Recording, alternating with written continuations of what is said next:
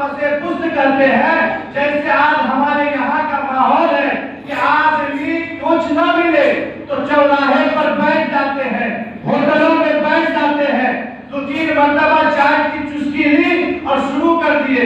آج کہاں تو فلاں کے گھر کی غیبت, آج کیا تو فلاں کی بیٹیوں کی برائی, آج کیا تو فلاں کے بہو کی برائی, یعنی کسی کے بیوی, کسی کے بھائی, کسی کا بہن, یعنی نہ جانے کس معاملے کے اعتبار سے عنوان گفتگو ہم چھیڑ دیتے ہیں اور کرتے رہتے ہیں. میرے بھائی یہ بھی غیبت ہے. اور کیا یہ غیبت کرنے کے بارے میں قرآن نے کہا کیا تم پسند کرتے ہو کہ اپنے مرے ہوئے بھائی کا گوشت کھاؤ؟ تو جب تمہیں یہ پسند نہیں تو کرتے کیوں؟ ان کے بعد جب اس تعلق سے باتیں ہوتی ہے تو آپ کسی سے بھی سنتے ہوں گے تو وہ یہ روایت ضرور بیان کرتے ہیں. وہ روایت کیا ہے کہ حضرت جابر رضی اللہ تعالیٰ عنہ آپ فرماتے ہیں, آپ روایت کرتے ہیں کہ یہ غیبت جو ہے کیا ہے. کہا کہ الغیبت اشد من الزنا, کہ غیبت جو ہے زنا سے بھی زیادہ سخت ہے. اب جیسا دیکھیں ماحول میں یہ دونوں برائی ہے. جو آج ہماری نوجوان نسل کے لوگ ہیں وہ آج زنا میں کثرت کے ساتھ مبتلا ہے. زنا صرف اس کا نام نہیں ہے کہ جس میں ملاپ ہو تبھی زنا ہے, بلکہ زنا تو یہ بھی ہے کہ کسی کو دیکھ کر ان کے لباس پر تذکرہ کرنا, تبصرہ کرنا, یہ بھی زنا ہے. کسی کے بچی کو دیکھ کر ان کا تعریف کرنا, ان کے پیچھے لگ جانا, یہ بھی گناہ ہے. اور یاد رکھیں جب کوئی انسان کسی بھی عورت کے بارے میں برائی کرتا ہے تو اللہ تبارک و تعالیٰ کی یہ زمین بارگاہ ربی میں عرض کرتی ہے کہ مولا تو مجھے اجازت دیتے میں اسی وقت ان کو نکل دیتا ہوں. لیکن آپ جو کہتے ہیں کہ کوئی بات نہیں ہے تو ہم مذاق کرتے ہیں. لیکن یاد رکھیں صرف یہ آج بلکہ آج تو ہوٹلوں پر, چوراہوں پر مسلمان کو غیبت کرتا ہی کرتا ہے. ساتھ ہی ساتھ آج ہماری مسجدیں بھی محفوظ نہیں, بلکہ لوگ تہجد پڑھتے ہیں, عبادت کو ریاضت کرتے ہیں. حقیقی بات یہ ہے کہ انہیں عبادت کا مفہوم بھی معلوم نہیں. اگر عبادت کا مفہوم معلوم ہو جائے تو یاد رکھیں آپ کہ وہ کبھی بیٹھ کر غیبت نہیں کرے گا. لوگ صفحے اول میں بیٹھتے ہیں, قرآن پڑھتے ہیں, کثرت کے ساتھ تلاوت کرتے ہیں, تہجد پڑھتے ہیں, لیکن یاد رکھیں ایسے شخص کے بارے میں آقا فرماتے ہیں کہ بروز محشر ایک شخص جہنم میں چلا جائے گا اور بہت دن تک جہنم میں وہ اپنے عذاب کو جھیلتا رہے گا. ان کے بعد اللہ اپنے فضل سے اسے جنت عطا فرمائے اور رب فرمائے گا کہ میں نے تجھے اپنے فضل سے جنت دی ہے. وہ شخص بارگاہ ربی میں سوال کرے, کہا گا ایو صلاتی کا وصوتی کا وطاعتی کا, کہے گا یا اللہ میری نماز, میرے روزے, میرا حج اور جو ہمارے کثرت نوافل تھے وہ کہاں چلے گئے؟ رب فرمائے گا کہ جس کی تم نے غیبت کی تھی وہ تمام تمہارے جو یہ اعمال صالحات تھے ان کے نامہ اعمال میں لکھ دیا ہے.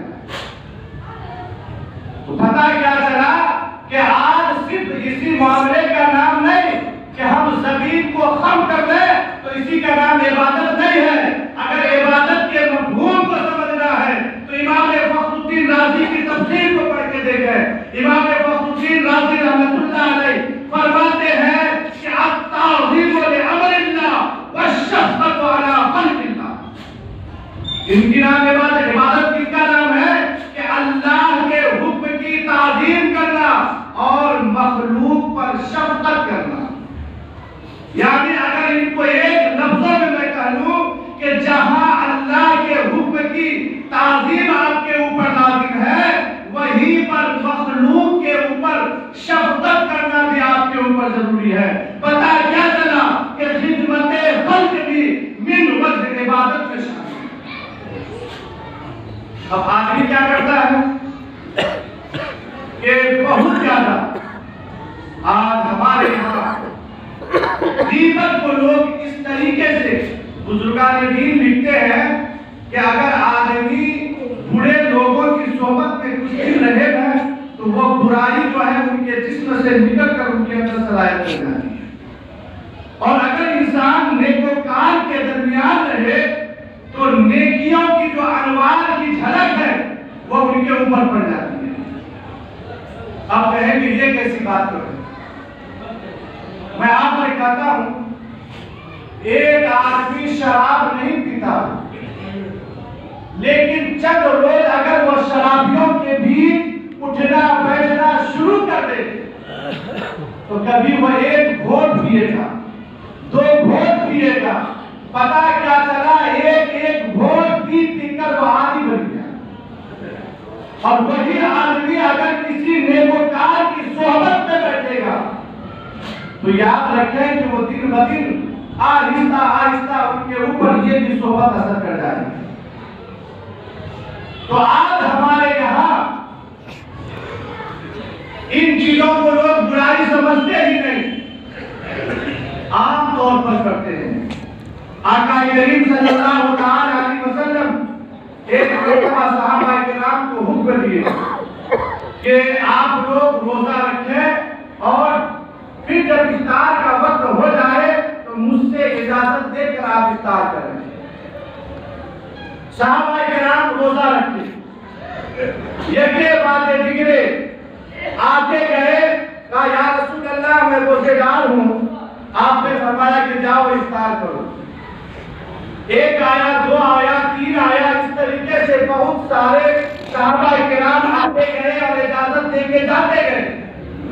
اتنے میں ایک شخص آیا، کہا یا رسول اللہ دو عورت ہے تو آپ کی بارگاہ میں آنے میں وہ جھجک محسوس کرتی ہے، آپ انہیں اجازت دے دیں کہ وہ افطار کریں۔ آقا نے اپنے چہرے کو پھیر دیا۔ پھر وہ شخص جو ہے عرض کیا یا رسول اللہ آپ اجازت مرحمت فرما دیں۔ آقا نے پھر اپنے چہرے کو پھیر دیا اور تیسری مرتبہ جب کہا تو کہا کہ ان لوگوں نے روزہ رکھا ہی کہا، ان لوگوں نے روزہ رکھا ہی کہا ہے، بلکہ دین بھر تو انہوں نے گوشت کھایا۔ آقا نے فوراً ایک پیالہ عطا فرمایا، کہا جا کے کر ان سے کہ اس میں الٹی کرے، کئی کرے، اور جب وہ کئی کرنے لگی تو ان سے گوشت کے قطرے اور تازہ خون ان کے منہ سے کئی ہوا۔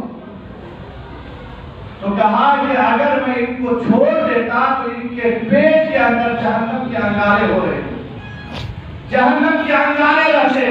تو پتہ کیا چلا کہ یہاں سے بھی ہم کو سیکھنے کو ملتا ہے کہ اگر کوئی انسان غیبت کرتا ہے چاہے وہ متقی کیوں نہ کہلائے، زمانے کا سب سے بڑا عابد کیوں نہ کہلائے، یاد رکھیں آج لوگ اس چیز کو گناہ ہی نہیں سمجھتے، مسجدوں میں بیٹھ کر سرگوشیاں، بلکہ کچھ لوگ اپنے لیے احاطے کو متعین کر لیتے ہیں، وہاں بیٹھ کر غیبت کرتے ہیں۔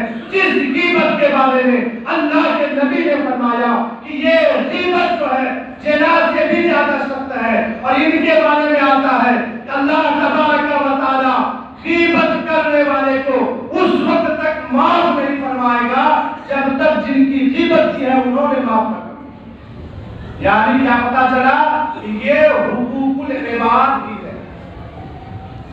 یہ حقوق العباد بھی ہے۔ اگر ہم آج اس طریقے کی باتیں کرتے ہیں تو ہمارے اوپر دو طرح کے حقوق ہیں، ایک ہے حقوق اللہ اور ایک ہے حقوق العباد۔ نہ ہم حقوق اللہ کی حق تلفی کر سکتے ہیں، نہ ہم حقوق العباد کی حق تلفی کر سکتے ہیں۔ آج ہمارے یہاں آپس میں بھائیوں میں لڑائی ہے، یا آج کسی گھر کے اندر تفرقہ ہے، تشدد ہے، جو آج خائیہ ہے ہمارے درمیان، صرف اسی غیبت کی بنیاد۔ کچھ نہیں ہوا، ہم ان کو کر دیا ہے تمہارے بارے میں تو بھلا ایسے کہہ رہا تھا، تمہارے بارے میں تذکرہ ایسے کہہ رہا تھا، یہ سب کہہ کر کے سرگوشی کر کے آج ہم اپنے معاشرے کو خراب معاشرہ کرتے ہیں۔ بلکہ آج قرون اولیٰ کی مثال دیکھتے ہیں، قرون اولیٰ میں صحابہ کرام کیسے تھے، بلکہ وہ لوگ بالکل ننگے ضرور تھے، جسم پہ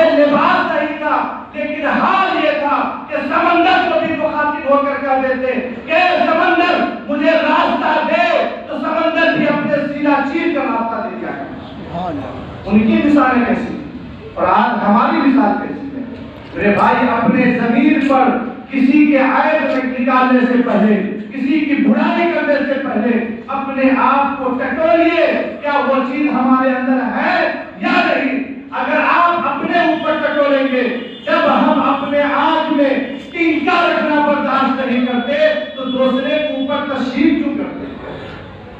ہمیں بچنا چاہیے، وقت نہیں ہے انشاءاللہ تعالیٰ پھر کبھی اس عنوان پر گفتگو ہوگی۔ اللہ تبارک و تعالیٰ ہمیں اور آپ کو راہ راست پر چلنے کی توفیق و رفیق عطا فرمائے۔ جناب اسحاق صاحب مرحوم